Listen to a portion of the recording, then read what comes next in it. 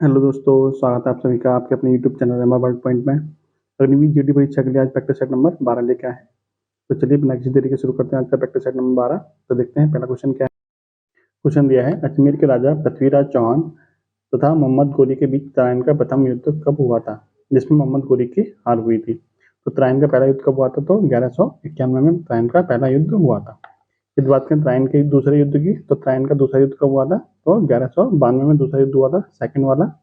ठीक, जिसमें क्या हुआ था, जिसमें पृथ्वीराज चौहान की हार हुई थी। यदि बात करें तीसरे युद्ध की, तो तराइन का तीसरा युद्ध कब हुआ था, तो 1216 में हुआ था, जो इल्तुतमिश और आपका ताजुद्दीन के बीच में हुआ था। ताजुद्दीन, ठीक है, जिसमें इल्तुतमिश क्या हुआ था, विजयी हुआ था। ठीक है, तो ये तीन युद्ध हुए थे तराइन के। पहले में मोहम्मद गोरी हार गया था, दूसरे मोहम्मद गोरी जीत गया था और तीसरे में ये इल्तुतमिश जीत गया था। फिर बात करें पृथ्वीराज चौहान की, तो पृथ्वीराज चौहान के दरबार में एक राजकवि थे। ठीक है, पृथ्वीराज चौहान के दरबार में एक दरबारी कवि थे, इनका नाम था चंद्रबरदाई। इन्होंने एक पुस्तक लिखी है, उसका नाम क्या है, पृथ्वीराज रासो। इनकी पुस्तक है जो आपकी एग्जाम में पूछी जाती है। ठीक है, तो चंद्रबरदाई की पुस्तक का नाम क्या है, तो पृथ्वीराज रासो इनकी पुस्तक का नाम है। अगला क्वेश्चन देखते हैं, भारतीय राष्ट्रीय कांग्रेस का प्रथम अधिवेशन कहाँ हुआ था। भारतीय राष्ट्रीय कांग्रेस का पहला अधिवेशन कहाँ हुआ था, तो मुंबई में हुआ था। ये कब हुआ था, 1885 में हुआ था। ठीक है, इसकी अध्यक्षता किसने की थी, तो व्योमेश चंद्र बनर्जी ने की थी। व्योमेश चंद्र बनर्जी, ठीक है, WC बनर्जी भी कहते हैं इनको, व्योमेश चंद्र बनर्जी भी इनको कहा जाता है। इस बात करें दूसरे अधिवेशन की, तो दूसरा अधिवेशन कहाँ हुआ था, कलकत्ता में हुआ था। कब, 1886 में हुआ था। इसकी जो अध्यक्षता की थी वो किसने की थी, दादा भाई नौरोजी ने की थी, दादा भाई नौरोजी। ठीक है, कांग्रेस के अधिवेशन की सबसे ज्यादा बार अध्यक्षता किसने की है, तो दादा भाई नौरोजी ने ही की है, सबसे ज्यादा अध्यक्षता। ठीक है, सबसे ज्यादा बार अध्यक्षता किसने की है, तो दादा भाई नौरोजी ने ही की है। फिर बात करें तीसरे अधिवेशन की, तीसरा अधिवेशन कहाँ हुआ था, तो 1887 में हुआ था, और इसकी अध्यक्षता किसने की थी, तो बदरुद्दीन तैयबजी ने की थी। ठीक है, मैं यहाँ पर लिख देता हूँ आपको, देखिए तीसरा अधिवेशन हुआ था 1887 में। कहाँ हुआ था, ये मद्रास में हुआ था, और इसकी अध्यक्षता किसने की थी, तो बदरुद्दीन तैयबजी। ये पहले मुस्लिम व्यक्ति थे, यानी पहले मुस्लिम अध्यक्ष कौन थे, तो यही थे, प्रथम मुस्लिम अध्यक्ष। ठीक है, पहले मुस्लिम अध्यक्ष कौन थे, तो बदरुद्दीन तैयबजी थे। नेक्स्ट क्वेश्चन देखते हैं। नेक्स्ट क्वेश्चन क्या है कि पृथ्वी सूर्य से तीसरा ग्रह है, यह किसके बीच में अवस्थित है। यानी पृथ्वी किस किस ग्रह के बीच में अवस्थित है, तो पृथ्वी जो अवस्थित है वो किस किस के बीच में अवस्थित है, तो मंगल और शुक्र के बीच में अवस्थित है, शुक्र और मंगल के बीच में अवस्थित है। इस बात करें, मान लीजिए आपका क्या है, सन है, तो इस सन से दूरी के अनुसार ग्रहों की स्थिति क्या है, तो सन के पास सबसे पास में कौन सा है, बुध है, फिर आपका शुक्र पड़ता है, बुध शुक्र, फिर पृथ्वी, फिर मंगल, फिर आपके यहाँ पे चौदह ग्रहों की बेल्ट आती है, पेटी आती है, उसके बाद में आपका बृहस्पति आता है, फिर शनि आएगा, फिर आपका अरुण और फिर आपका वरुण। ठीक है, ये क्रम होता है इनका ग्रहों का सूर्य से दूरी के अनुसार। तो पृथ्वी किन किन के बीच में आई, शुक्र और मंगल के बीच में आपकी पृथ्वी आती है। इस बात करें बुध और शुक्र, ये ऑप्शन में दे रखे हैं, ये ऐसे दो ग्रह हैं जिनके क्या है, उपग्रह नहीं है, इनका कोई भी उपग्रह नहीं है। ठीक है, बात करें पृथ्वी की, तो पृथ्वी एकमात्र ऐसा ग्रह है जिस पर जीवन है, और पृथ्वी को नीला ग्रह भी कहा जाता है। अगला क्वेश्चन देखिए। क्वेश्चन दिया है, स्वतंत्र भारत के प्रथम मुख्य चुनाव आयुक्त कौन थे। तो स्वतंत्र भारत के पहले मुख्य चुनाव आयुक्त कौन थे, तो सुकुमार सेन थे मुख्य चुनाव आयुक्त। इस बात करें वर्तमान में कौन है, तो वर्तमान यानी कि 2024 में जो चुनाव आयुक्त है वो कौन है, राजीव कुमार, वर्तमान में है राजीव कुमार। ठीक है, इस बात करें चुनाव आयोग की, तो चुनाव आयोग की जो स्थापना कब हुई थी, तो देखिए इसको मैं अलग से बताता हूँ आपको, देखिए यहाँ बता देता हूँ आपको। तो जो चुनाव आयोग है, चुनाव आयोग, इसकी स्थापना हुई थी आपकी 25 जनवरी 1950 को, 25 जनवरी 1950 को हुई थी। इसलिए 25 जनवरी को क्या मनाया जाता है, तो राष्ट्रीय मतदाता दिवस मनाया जाता है, राष्ट्रीय मतदाता दिवस 25 जनवरी को मनाया जाता है। फिर बात करें चुनाव आयोग की, तो चुनाव आयोग के क्या कहते हैं, आपका जो आर्टिकल है वो कौन सा है, तो इसलिए किस आर्टिकल के अंतर्गत आता है, तो ये अनुच्छेद पड़ता है 324 के अंतर्गत आपका चुनाव आयोग आता है। फिर आपसे पूछा जाए कि चुनाव आयोग की पहली महिला अध्यक्ष कौन थी, तो फर्स्ट महिला अध्यक्ष कौन थी, फर्स्ट महिला अध्यक्ष वो थी आपकी रमा देवी, रमा देवी, यानी पहली चुनाव महिला चुनाव आयुक्त कौन थी, तो वो आपकी रमा देवी थी। वर्तमान में आपके राजीव कुमार हो गए। और आपका यदि आपसे ये पूछा जाए कि जो पहले वोट डालने की उम्र थी वो आपकी 21 वर्ष थी, 18 वर्ष हो गई उसके बाद में, तो 18 वर्ष कब हुई और किस संविधान संशोधन के द्वारा हुई, तो वोट डालने की जो उम्र पहले 21 थी, 21 से 18 हो गई, तो किस संविधान संशोधन द्वारा हुई, तो ये आपके 61वें संविधान संशोधन 1989 के द्वारा वोट डालने की उम्र जो होती है वो 21 से 18 वर्ष कर दी गई। ठीक है। अगला क्वेश्चन ये भी पूछा जाता है कि उनकी आपका जो वोट डालने का अधिकार है वो आपका मूल अधिकार है या फिर कानूनी अधिकार है, तो वोट डालने का जो अधिकार है आपका, वोट डालने का अधिकार ये आपका एक विधिक अधिकार है। ठीक है, विधिक या फिर कानूनी अधिकार है, ये आपका मूल अधिकार नहीं है। ठीक है, ये आपका कानूनी अधिकार है या फिर इसको कह सकते हैं विधिक अधिकार है, लीगल राइट है आपका, ये आपका फंडामेंटल राइट नहीं है। अगला क्वेश्चन देखते हैं। क्वेश्चन दिया है पीआईओ का विस्तारित रूप क्या है, तो पीआईओ की फॉर्म क्या होती है, तो people of Indian origin, people of Indian origin. ये पीआईओ कौन होते हैं, तो ऐसे व्यक्ति जिनके दादा दादी माता पिता या फिर परदादा परदादी इनमें से कोई भी यदि भारत में जिसका जन्म हुआ हो तो वह किस में आते हैं, पीआईओ में आते हैं। ऐसे व्यक्ति जिनके दादा दादी माता पिता और परदादा परदादी कोई भी भारत में जन्मा हुआ है और वो व्यक्ति अभी विदेश में रह रहा है तो वो सब पीआईओ के अंतर्गत आएंगे। ठीक है, अगला क्वेश्चन देखिए। रोवर्स कप का किस खेल से संबंधित है, रोवर्स कप किस खेल से संबंधित है, तो किससे संबंधित है, आपका फुटबॉल से संबंधित है। फुटबॉल से कुछ और कप भी संबंधित है, जैसे कि आपका डूरंट कप है। डूरंट कप का संबंध किससे है, फुटबॉल से। संतोष ट्रॉफी का संबंध भी किससे है, फुटबॉल से ही है। इसके बाद बात करें टेनिस से, तो टेनिस का कप कौन कौन सा है, आपका डेविस कप किससे संबंधित है, डेविस कप आपका टेनिस से संबंधित है।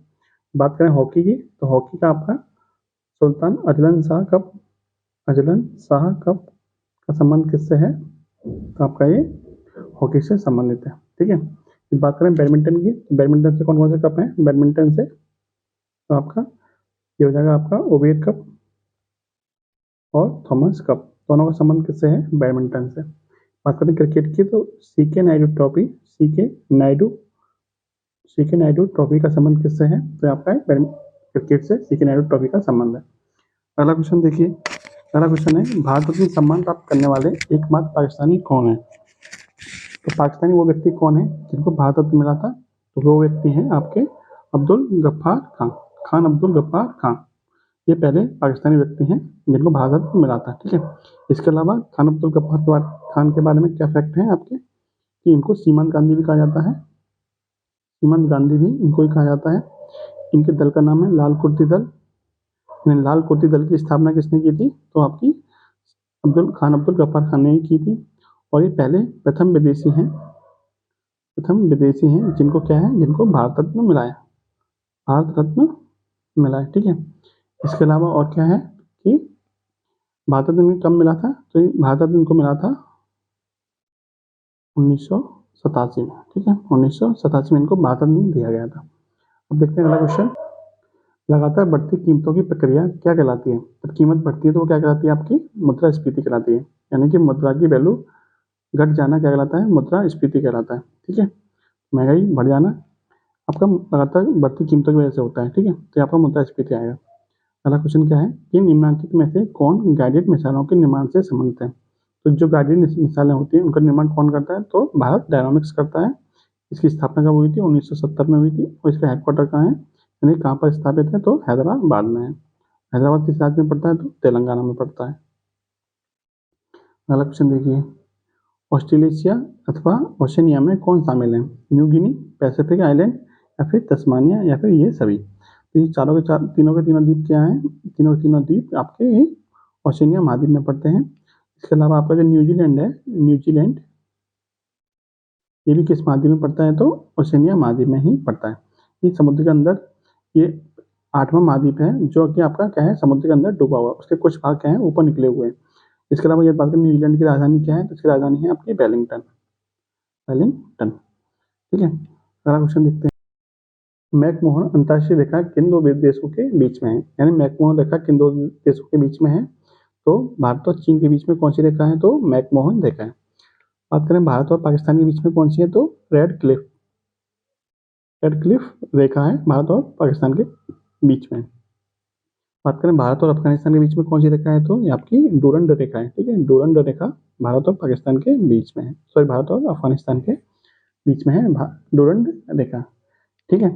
इसे आपसे पूछा जाए कि भारत की सबसे ज़्यादा सीमा रेखा किसके साथ लगती है, तो सबसे ज़्यादा लगती है बांग्लादेश के साथ, सबसे ज़्यादा लगती है बांग्लादेश यानी बीडी बांग्लादेश के साथ, और सबसे कम किसके साथ लगती है, तो सबसे कम लगती है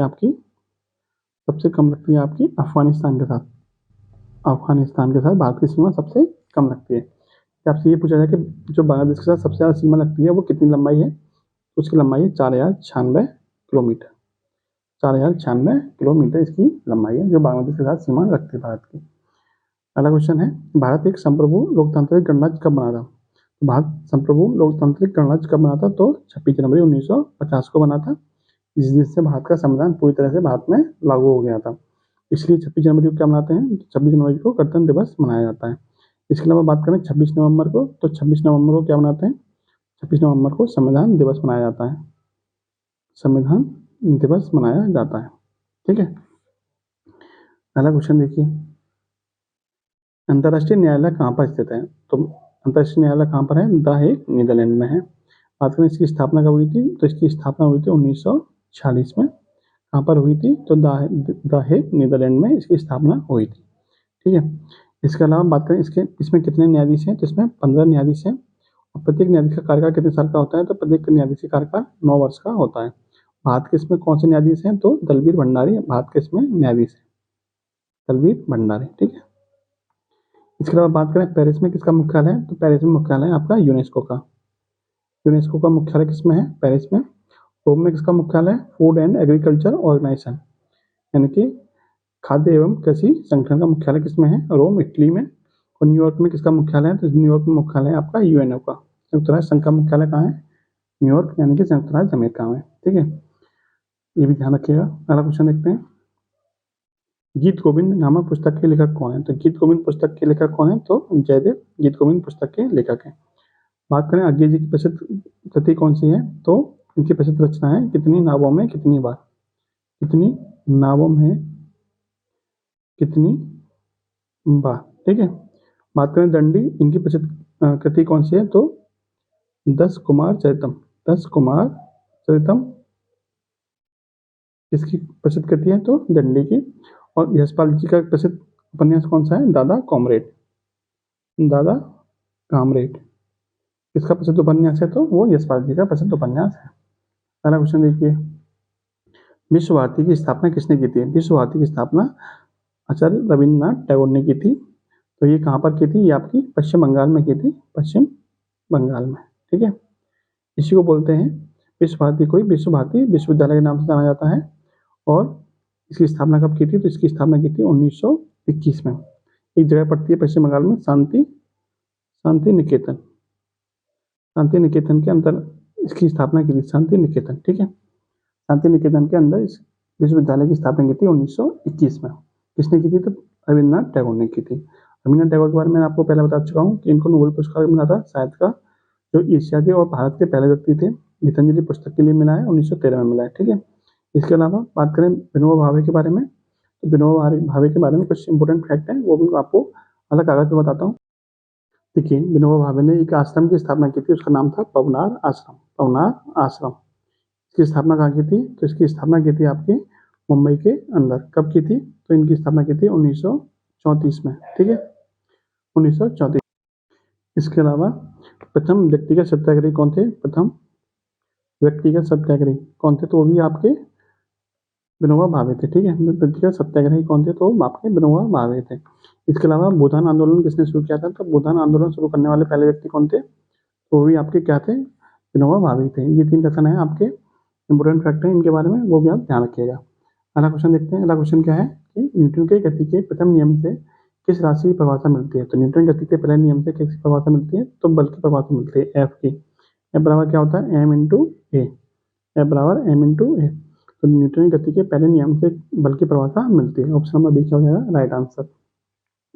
यदि आपसे पूछा है कि न्यूटन का पहला नियम क्या है, तो न्यूटन का पहला नियम क्या होता है, यदि कोई वस्तु स्थिर है तो स्थिर रहेगी, और गतिशील है तो गतिशील रहेगी, जब तक कि उस पर कोई बाह्य प्रयास ना किया जाए, बाह्य बल ना लगाया जाए। तो ये न्यूटन का पहला नियम होता है। अगला क्वेश्चन देखिए, वह कौन सा बल है जिसके कारण पिंड धरती के केंद्र की ओर खींचा चला जाता है? यानी धरती जिस बल से किसी पिंड को अपनी ओर खींचती है वो बल कौन सा है, तो वो उसका पृथ्वी का गुरुत्वाकर्षण बल कहलाता है। इसको हम जी से दर्शाते हैं। जी का मान कितना होता है? जी का मान होता है 9.8 मीटर प्रति सेकंड स्क्वायर। ठीक है, 9.8 मीटर प्रति सेकंड स्क्वायर जी का मान होता है। जी का मान क्या होता है? अलग अलग ग्रहों पर अलग अलग होता है। जैसे जी का मान यदि गुरुत्वाकर्षण बल का जो मान होता है वो चंद्रमा पर पृथ्वी की तुलना में 1/6 होता है। यानी कि जब आप चंद्रमा पर जाओगे, पृथ्वी से चंद्रमा पर जाओगे तो आपका भार क्या हो जाएगा? कम हो जाएगा। और चंद्रमा से जब पृथ्वी पर आओगे तो आपका भार क्या हो जाएगा? बढ़ जाएगा। क्योंकि जी का मान क्या होता है? चंद्रमा पर कम होता है, पृथ्वी पर ज्यादा होता है। अगला क्वेश्चन देखिए, क्षैतिज वृत्त में नियत चाल से गतिशील वस्तु के लिए नियत है। क्या नियत रहता है? यानी यदि कोई वस्तु इस तरह से गति कर रही है, वृत्त में गति कर रही है, तो इसके लिए क्या फिक्स रहता है? क्या चेंज नहीं होता है? तो आपका वेग कभी भी चेंज नहीं होता है। ठीक है, देखिए ये थोड़ा गलत टैक्टिकल लग गया है कि वेग तो चेंज होता रहता है और आपका त्वरण कभी भी चेंज नहीं होता है। ठीक है, त्वरण आपका क्या होता है? कभी भी चेंज नहीं होता, वेग आपका चेंज होता रहता है। तो ये आपका आंसर सही कर लीजिए। नेक्स्ट क्वेश्चन देखिए, वास्तविक रूप से एक्सरे होते हैं, तो एक्सरे क्या होते हैं? विद्युत चुम्बकीय तरंगें होती हैं। यानी जो एक्स किरणें होती हैं वो क्या होती हैं? विद्युत चुम्बकीय तरंगें होती हैं। ठीक है, नेक्स्ट क्वेश्चन देखिए, जब कोई तरंग एक स्थान से दूसरे स्थान तक जाती है तो वह किसका परिवहन करती है? तरंगों में क्या होती है? ऊर्जा होती है। तो जब एक स्थान से दूसरे स्थान तक जाएगी तो क्या लेके जाएगी? वो ऊर्जा का ही परिवहन करेगी। अगला क्वेश्चन देखते हैं, संतुलित रासायनिक समीकरण में अभिकारक पक्ष व उत्पाद पक्ष में किसकी संख्या समान होती है? देखिए, कोई भी समीकरण संतुष्ट कब होता है? जब उसके परमाणुओं की संख्या क्या हो? समान हो। इन दोनों तरफ की परमाणु की संख्या समान हो तब वो समीकरण क्या होता है? संतुलित होता है। ठीक है, तो परमाणु संख्या क्या होनी चाहिए? उसकी समान होनी चाहिए।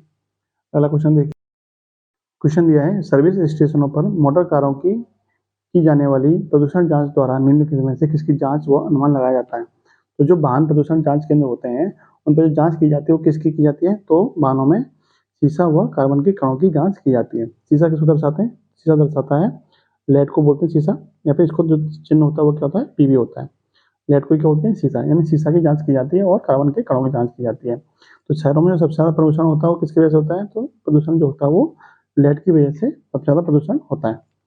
पहला क्वेश्चन क्या है कि जल का शुद्ध रूप है, तो जल का शुद्ध रूप क्या होता है? वर्षा का जल शुद्ध रूप माना जाता है। ठीक है, सबसे शुद्ध रूप जल का कौन सा माना जाता है? तो वो वर्षा के जल को सबसे ज्यादा शुद्ध माना जाता है।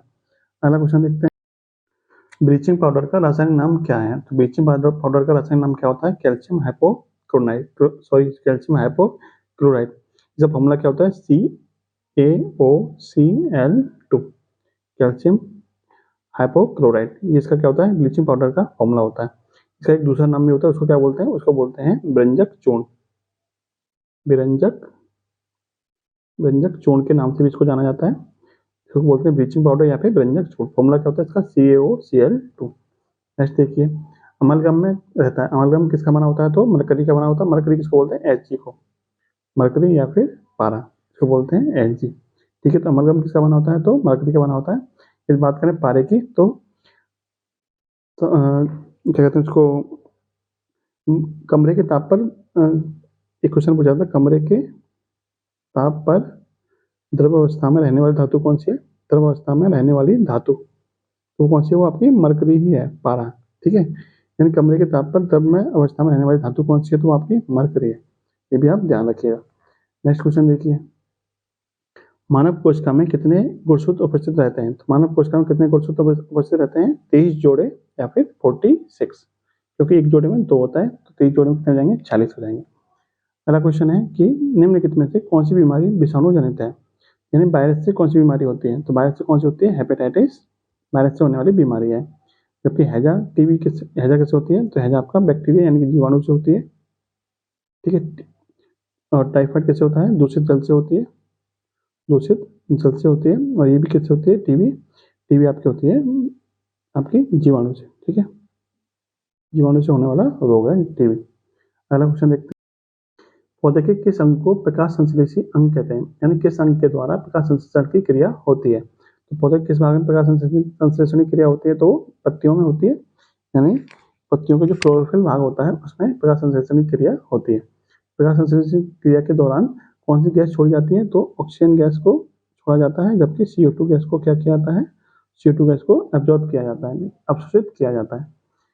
अगला क्वेश्चन है खाद्य ऊर्जा किसके द्वारा प्रदर्शित की जाती है, यानी खाद्य ऊर्जा को किसके द्वारा दर्शाते हैं, तो कैलोरी के द्वारा दर्शाया जाता है। बात करें एक कैलोरी में कितने जूल होते हैं, तो एक कैलोरी में एक कैलोरी बराबर होता है 4.2 जूल के। ठीक है, एक कैलोरी किसके बराबर होता है, 4.2 जूल के बराबर होता है। क्वेश्चन है अगला, निम्न में से कौन सा शीत रक्त जानवर है, यानी कोल्ड ब्लडेड एनिमल कौन सा है। शीत रक्त जानवर, शीत रक्त का मतलब क्या होता है कि ऐसे जानवर जिनका ब्लड का जो टेम्परेचर है वो घटता बढ़ता रहता है, यानी स्थिर नहीं रहता है, तो वो क्या कहलाते हैं, आपके शीत रक्त जानवर कहलाते हैं। तो ये आपके तीनों ही ऐसे हैं जो शीत रक्त जानवर हैं। तो यहाँ पर आंसर क्या जाएगा, ये सभी। ऐसे मनुष्य किस में आता है, मनुष्य आपका यानी जो ह्यूमन होते हैं वो किस में आते हैं, वो आपके गर्म रक्त वाले में आते हैं, क्योंकि इनका जो टेम्परेचर बॉडी का वो एक समान रहता है। ठीक है, तो यहाँ पे गर्म रक्त में आते हैं, और ये अपने टेम्परेचर को क्या करते हैं, एक नियंत्रित रखने के लिए क्या करते हैं, सर्दियों में ये छिप जाती हैं सारी चीज़ें और फिर गर्मियों में निकल आती हैं। तो ये आपके कोल्ड ब्लडेड होते हैं, जैसे छिपकली हो गया, मेंढक हो गया, सांप हो गया, ये सब किस में आते हैं, कोल्ड ब्लडेड में आते हैं, यानी शीत रक्त वाले में आते हैं। अगला क्वेश्चन देखिए, एक सिक्के के चारों ओर उसी प्रकार के कितने सिक्कों को इस प्रकार से रखा जा सकता है ताकि उनमें से प्रत्येक सिक्का बीच और अगल बगल वाले सिक्कों को स्पर्श करता है। यानी मान लीजिए एक आपका ये सिक्का है, ठीक है, इसी आकार के कितने सिक्के इसके चारों ओर रखे जा सकते हैं कि ये सभी सिक्कों को स्पर्श करेगा। तो ऐसे 6 सिक्के बनाए जा सकते हैं, कितने, 6 सिक्के, जो इस तरह से क्या करेंगे, टच करेंगे एक दूसरे को। ठीक है, 1 2 3 4 5 और एक और बन जाएगा इसमें 6। ठीक है, कितने हो जाएंगे, 6 ऐसे सिक्के होंगे जो एक दूसरे को क्या करेंगे, स्पर्श करेंगे। यहाँ पे एक सिक्का और आएगा, ठीक है, मैं बड़ा बड़ा कर दिया इसलिए एक कम पड़ गया। यहाँ पे 6 सिक्के होंगे जो एक दूसरे को क्या करेंगे, टच करते हुए इसको चारों तरफ से घेर सकते हैं। इसका राइट आंसर हो जाएगा ऑप्शन नंबर सी, 6। अगला क्वेश्चन है, एक वर्ष के कितने महीनों में 30 दिन होते हैं, तो 30 दिन वाले महीने कितने होते हैं, इसका आंसर आप कमेंट बॉक्स में बताइएगा, आराम से गिन के बता दीजिए कितने महीने होते हैं एक साल में, जिनमें क्या होता है, दिन में 30 दिन होते हैं। अगला क्वेश्चन देखते हैं, ये आपकी सीरीज दे रखी है, इन सीरीज में आपको बताना है कौन सा पद क्या है आपका गलत है, गलत पद आपको बताना है कौन सा है। तो देखिए, 2 दूनी 4 प्लस 2 कितना होता है, 6, इन 2 का गुणा 2 में किया, इन 2 का डबल किया प्लस 2 कर दिया, 6 हो गया। 6 का डबल करेंगे, 2 कर देंगे, कितना आ जाएगा, 14। 14 का डबल करेंगे और 2 जोड़ेंगे, कितना आना चाहिए यहाँ पर, 30 आना चाहिए था, लेकिन है कितना, 31। इसका मतलब ये वाला पद हमारा क्या है, गलत है। अब हम 30 का डबल करेंगे, कितना आ जाएगा, 60। 60 में 2 जोड़ेंगे तो हमारा 62। इसका मतलब इस सीरीज के हिसाब से हमारा क्या बनना है, इस सीरीज के हिसाब से हमारा सही जा रहा है, लेकिन जब 31 है तो हमारा सीरीज क्या हो रही है, गलत हो रही है। इसका मतलब 31 में क्या हुआ है, गलत पद का प्रयोग हुआ है, 31 का प्रयोग गलत हुआ है। अगला क्वेश्चन क्या है कि निम्नलिखित विकल्पों में से भिन्न अक्षर चुनिए, भिन्न इसमें कौन सा हो जाएगा, तो मार्च, अप्रैल, जून और सितंबर, इसमें से भिन्न कौन सा हो जाएगा, तो इसमें से भिन्न हो जाएगा आपका मार्च।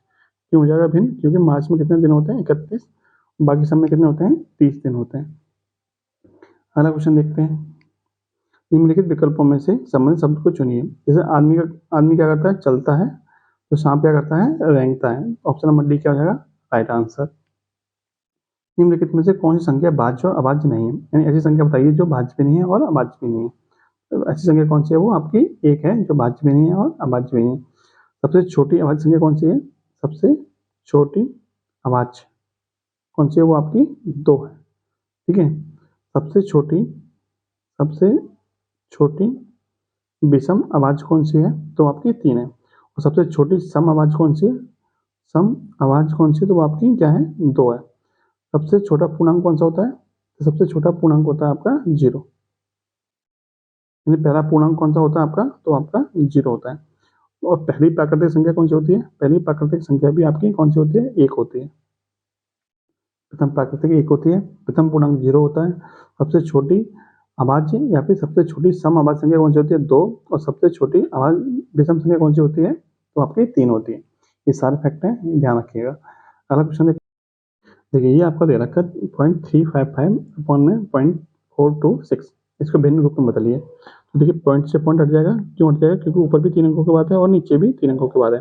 अब आपका बचेगा 355 बटे में 426। ठीक है, तो इसको जब हम काटेंगे, कितने से काटेंगे, 71 से काटेंगे, तो कितने में कटेगा आपका, देखिए ये कटेगा आपका 5 बार और ये कटेगा आपका 6 बार। तो आपका राइट आंसर कितना जाएगा, 5 बटे में 6, यानी ऑप्शन नंबर बी क्या हो जाएगा आपका राइट आंसर। अगला क्वेश्चन है कि ए बराबर दे रखा है 123 और बी बराबर दे रखा है 77, तो ए स्क्वायर माइनस के बी स्क्वायर कितना होगा। देखिए ए स्क्वायर माइनस के बी स्क्वायर बराबर क्या होता है, तो ए स्क्वायर माइनस के बी स्क्वायर बराबर होता है ए प्लस बी ब्रैकेट में ए माइनस के बी। ए की वैल्यू कितनी है 123 और बी की कितनी है 77, तो एक बार दोनों जुड़ जाएंगे, जोड़ेंगे दोनों को 123 प्लस के 77, एक ब्रैकेट में आ जाएगा 123 माइनस के 77, ठीक है। तो इन दोनों को जोड़ेंगे कितना हो जाएगा, ये जुड़ जाएगा आपका 200 और इसको इसमें से घटाएंगे तो कितना बचेगा आपका, ये बचेगा आपका 40। 13 में से 7 के तो 6 बचे और कितना हो जाएगा यहाँ पे आपका 11, 11 में 7 के तो 4, 40 बचेगा। 40 इंटू 200 कितना होता है 92 पे 2 जीरो, 40 तो नहीं 92, यानी कि 92 से पर क्या हो जाएगा आपका राइट आंसर, ठीक है। नेक्स्ट क्वेश्चन देखिए, यदि दो कोणों का योग कितना हो तो उन्हें परस्पर संपूरक कोण कहा जाएगा। संपूरक कोण कब कहा जाता है, जब यदि दो कोणों का योग कितना हो 180 अंश हो, तो वो कोण आपस में क्या कहलाते हैं, संपूरक कोण कहलाते हैं, ठीक है। अगला क्वेश्चन, किसी समकोण त्रिभुज की सबसे बड़ी भुजा दे रखी है, कोई समकोण त्रिभुज है इस तरह का, इसकी सबसे बड़ी भुजा दे रखी है 25 और एक भुजा दे रखी है 7, तो दूसरी लंबाई यानी ये वाली भुजा बतानी है। तो समकोण त्रिभुज में क्या होता है कि कर्ण का वर्ग बराबर होता है आधार का वर्ग प्लस लंब का वर्ग, यानी ये वाली भुजा हमें कैसे मिलेगी, तो ये भुजा हमें मिलेगी यानी कि x बराबर हो जाएगा, ये इसको हमने x मान लिया तो x बराबर हो जाएगा हमारा अंडर में 25 का वर्ग माइनस के 7 का वर्ग, ये हो जाएगा आपको बराबर अंडर में 25 का वर्ग 625 माइनस के 7 का वर्ग 49, तो ये बचेगा आपका अंडर में 576, जिसका वर्गमूल कितना होता है 24, तो x बराबर में कितना मिल जाएगा 24। ऑप्शन नंबर सी क्या हो जाएगा आपका राइट आंसर। अगला क्वेश्चन देखते हैं, साइन 60 माइनस के cos 30 का मान कितना होता है। तो देखिए साइन 60 का मान कितना होता है अंडर 3/2 माइनस cos 60 का 30 का मान कितना होता है, तो इसका भी मान कितना होता है अंडर 3/2, तो ये दोनों कट जाएंगे आपस में, कितना बचेगा 0, तो दोनों का आंसर कितना आ जाएगा, तो इसको सॉल्व करने पर आंसर कितना आएगा 0 आंसर आएगा। इसको सॉल्व करते हैं, तो 4 में 2 का भाग करेंगे कितना आएगा 2 और 5 15, यहाँ से 15 मिल जाएगा, 15 प्लस 2 बराबर कितना आएगा 70, तो इस क्वेश्चन का आंसर कितना आएगा 70। अगला क्वेश्चन है कि वह छोटी छोटी संख्या कौन सी होगी जो 12, 15, 18, 24 और 56 से पूर्णतः विभाजित होगी, यानी आपको इन सब का क्या बताना है एलसीएम बताना है, यानी वो आपको छोटी छोटी संख्या ढूंढनी है जो इन सबसे कट जाए। तो जो भी संख्या इनसे कटेगी, मतलब जो भी संख्या 24 से कटेगी वो 24 के फैक्टर से भी कटेगी, तो 24 के फैक्टर क्या होते हैं 4 गुणा 6, जो भी संख्या 24 से कटेगी वो संख्या हमारी 4 से भी कटनी चाहिए। तो 4 से कटने की शर्त क्या होती है कि यदि की संख्या के लास्ट के 2 अंक 4 से कट रहे हैं तो वो संख्या भी हमारी 4 से कटेगी। तो देखिए इसके 15 4 से कटता है तो ये नहीं कटता, तो ये हमारी संख्या 4 से नहीं कटेगी। 30 4 से कटता है तो नहीं कटता, तो ये संख्या भी हमारी 4 से नहीं कटेगी। बच्चे आपके दो ऑप्शन जो दोनों आपके 4 कैसे कट रहे हैं 4 से कट रहे हैं। इसके बाद बात करें हम 56 की, तो 56 किसका फैक्टर होता है, 56 के फैक्टर क्या होते हैं 7 गुणा 8, ठीक है 7 गुणा 8, इसका मतलब जो संख्या हमारी 56 से कटेगी वो हमारे 8 से भी कटनी चाहिए, 8 से भी कटनी चाहिए। 8 से कटने के साथ क्या होती है यदि की संख्या के अंतिम 3 अंक लास्ट के 3 अंक यदि 8 से कट रहे हैं तो वो संख्या भी हमारी 8 से कटेगी। तो देखिए 260 में जब हम 8 का भाग देंगे तो 8 या 24 20 बचेगा जो कि 8 से नहीं कटेगा, तो हमारी संख्या 8 से नहीं कट रही है। और इसमें भाग देंगे तो 8 या 24 और 8 का मान 8 पंजे 40, यानी ये संख्या हमारी क्या हो रही है 8 से कट रही है। इसका मतलब ये संख्या हमारी इन सबसे कट रही है, बाकी ये जो संख्या है आपकी वो शर्तों को पूरा नहीं कर रही है, तो ये हमारा आंसर नहीं हो सकता, बल्कि यही आपका क्या होगा राइट आंसर हो जाएगा, ठीक है। नेक्स्ट क्वेश्चन देखते हैं, तो क्वेश्चन दिया है कि x का 200% बराबर 47 है, तो x का मान बताइए। तो देखिए x का 200% का की वैल्यू होती है गुणा 200% है, परसेंट हटाएंगे बटे में कितना आएगा 100 बराबर किसके हैं 47 के, तो 2 जीरो से 2 जीरो कट जाएगा, तो 2x बराबर आ जाएगा 47, तो x बराबर हो जाएगा 47 बटे में 2 यानी कि 23.5, यानी ऑप्शन नंबर सी क्या हो जाएगा आपका राइट आंसर। अगला क्वेश्चन है कि किसी वस्तु को 696 रुपये में बेचने पर 25% की हानि होती है, तो उस वस्तु का क्रय मूल्य बताइए, उस वस्तु का क्रय मूल्य कितना होगा। तो देखिए 25% की हानि हो रही है, तो 25% का भिन्न रूप क्या होता है, 25% का भिन्न रूप होता है 1/4, यानी 25% का भिन्न रूप होता है आपका 1/4। हानि कितनी की हो रही है 4 रुपये पे 1 रुपये की क्या हो रही है हानि हो रही है, इसका मतलब 4 रुपये की चीज़ हमने खरीदी थी और बेची कितने की 1 रुपये की हानि हो रही है, इसका मतलब हमने 3 रुपये की बेची है, लेकिन एक्चुअल में हमने कितने की बेची है, एक्चुअल में हमने बेची है 696 की। तो 3 यूनिट की वैल्यू कितनी होगी 696। तो 1 यूनिट की वैल्यू कितनी मिलेगी हमें यहाँ से 696 बटे में 3, यानी कि 3 दूनी 6, 3 तिया 9, 3 दूनी 6, यानी 232 रुपये मिल गई हमको 1 यूनिट की वैल्यू। आपसे पूछा क्रय मूल्य कितना था, तो क्रय मूल्य हमने कितना माना था 4 माना था। तो 4 की वैल्यू हमारी कितनी हो जाएगी 4 गुणा 232, यानी ये हो जाएगा आपका 4 दूनी 8, 4 तिया 12 और 4 दूनी 8 1 9, यानी कि 928 रुपये आपका क्या हो जाएगा आपका क्रय मूल्य आपका निकल के आ जाएगा, यानी कि ऑप्शन नंबर डी क्या हो जाएगा आपका राइट आंसर। अगला क्वेश्चन देखिए 8, 6, 2, 9 और 5 का औसत क्या होगा। तो इनका औसत क्या होगा, औसत बराबर होता है सबका जोड़ बटे में संख्या। इन सबको जोड़ लेंगे तो इन सबका जोड़ कितना आ जाएगा 8 और 6 14 और 2 16, 16 और 9 25 और 5 30, इन सबका जोड़ आ जाएगा 30। संख्या कितनी है 1 2 3 4 5, 5 से भाग कर देंगे, 5 से कटेगा आपका 6 बार, इसका मतलब औसत कितना आ गया आपका ऑप्शन नंबर बी आपका औसत हो जाएगा 6 आपका औसत हो जाएगा। अगला क्वेश्चन है कि 10 किलोमीटर में कितने मिलीमीटर होते हैं। तो देखिए 1 किलोमीटर में कितने मीटर होते हैं, तो आपके 1000 मीटर होते हैं, क्लियर। और जो 1 मीटर होता है, यानी जो 1 मीटर होता है उसमें कितने मिलीमीटर होते हैं, तो उसमें भी क्या होता है 1000 मिलीमीटर होते हैं, ठीक है। तो आपको 10 किलोमीटर में बताना है कितने मिलीमीटर हो जाएंगे। तो 1 किलोमीटर में 1000 मीटर, तो 10 किलोमीटर में 10,000 मीटर हो जाएगा, 10 किलोमीटर में 10,000 मीटर हो जाएंगे। अब 1 मीटर में 1000 मिलीमीटर है, 1 मीटर में 1000 मिलीमीटर है, ठीक है, ये मिलीमीटर का साइन है। तो 10 किलोमीटर में कितने मिलीमीटर हो जाएंगे, तो इसमें क्या करते हैं हम गुणा कर देंगे, यानी कि 10,000 गुणा 1000 कितना हो जाएगा 10 टू द पावर 7, 3 जीरो और 4 जीरो कितने जीरो हो जाएंगे 7। इसका मतलब 10 किलोमीटर में कितने मिलीमीटर हो गए आपके 10 to the power 7, option number C क्या हो जाएगा आपका राइट आंसर। नेक्स्ट क्वेश्चन देखिए कितना मूलधन 6% वार्षिक ब्याज की दर से 3 वर्षों में 90 रुपये ब्याज देगा। तो ब्याज दे रखा है आपको 90 रुपये, मूलधन आपसे पूछा है, मूलधन हमने मान लिया पी, पर आपकी 6% समय दे रखा है 3 बटे में आ जाएगा 100, क्यों, क्योंकि ब्याज बराबर क्या होता है मूलधन गुणा दर गुणा समय बटे 100। तो सॉल्व कर लेते हैं, 6 तिया 18 और 18 से कटेगा आपका 5 बार, और 5 का गुणा किसमें होगा 100, यानी कि पी बराबर कितना आ गया 500, आपका मूलधन कितना आ जाएगा निकल के 500, ऑप्शन नंबर डी क्या हो जाएगा राइट आंसर। नेक्स्ट क्वेश्चन देखिए 0.2, 0.12 और आपका 0.3 का चतुर्थ अनुपाती क्या होगा। तो चतुर्थ अनुपाती कैसे निकालते हैं, तो देखिए मैंने आपको पिछले प्रैक्टिस में बताया था कि यदि आपकी ए है, ये आपकी बी है और ये आपकी सी है, तो चतुर्थ अनुपाती निकालने का फॉर्मूला क्या होता है बी गुणा सी बटे में ए, यानी कि दोनों संख्याओं को गुणा करिए और पहली संख्या से भाग कर दीजिए। तो देखिए इन दोनों गुणा करेंगे तो कितना आ जाएगा ये 0.12 इंटू 0.3 बटे में पहली संख्या यानी 0.2। तो इस पॉइंट से ये वाला पॉइंट खत्म हो जाएगा, क्योंकि ये भी एक अंक के बाद है और ये भी आपका एक अंक के बाद है, और 2 से कटेगा आपका ये 0.6 और 0.6 का गुणा किसमें करेंगे हम 3 से, तो कितना आ जाएगा ये 0.18, ठीक है, यानी ऑप्शन नंबर सी क्या आ जाएगा आपका राइट आंसर। और ये है आज का लास्ट क्वेश्चन। वीडियो आपको कैसी लगी जरूर बताइएगा। इस क्वेश्चन देख लेते हैं, एक साइकिल सवार 5 मीटर प्रति सेकंड की चाल से 5 घंटे में कितने किलोमीटर की दूरी तय करेगा। तो देखिए पहले हम क्या करेंगे, इसको 5 मीटर प्रति सेकंड को हम किलोमीटर प्रति घंटा में चेंज करेंगे, क्योंकि 4 किस्में दे रखी है, क्योंकि दूरी हमें कितनी किस्में दे रखी है किलोमीटर में दे रखी है। तो 5 मीटर प्रति सेकंड की जो चाल है उसको हम किलोमीटर में चेंज करने के लिए क्या करेंगे हम 18/5 से गुणा कर देंगे। उसके बाद ये आपकी क्या निकल के आएगी चाल, और चाल में जब हम समय से गुणा करते हैं यानी कि 5 घंटे दे रखा है समय से हम गुणा करते हैं तो हमें क्या मिल जाएगा दूरी, क्योंकि दूरी बराबर क्या होता है, दूरी बराबर होता है चाल और गुणा समय, ठीक है। इसको सॉल्व कर लेंगे, 5 से 5 खत्म, 18 इंटू 5 कितना होता है 18 पंजे 90, यानी कि दूरी कितनी आ गई आपकी 90 किलोमीटर, ऑप्शन नंबर डी क्या हो जाएगा आपका राइट आंसर।